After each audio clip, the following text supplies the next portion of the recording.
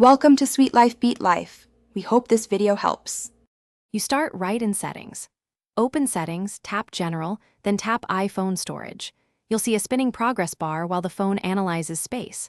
Once done, a colored bar and a list of apps appear.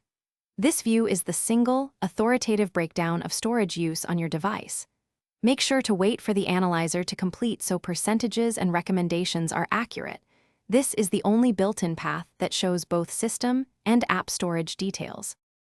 Once you see the breakdown, tap any app to learn why it's large and how much documents and data occupies. You'll also find a recommendations section offering actions like offload unused apps or review large attachments. Use them deliberately. When you offload, the app icon stays while the binary is removed, saving app data. If photos dominate, the view links you to iCloud and optimization options. Pay attention to messaging attachments and caches shown per app. Those are common space hogs you can remove. You finish by acting on the items you examined. Delete large files from apps, offload or delete apps, and remove old message threads or attachments. If photos are heavy, enable iCloud Photos with Optimize iPhone Storage to reduce local space. After making changes, return to iPhone Storage to confirm freed space.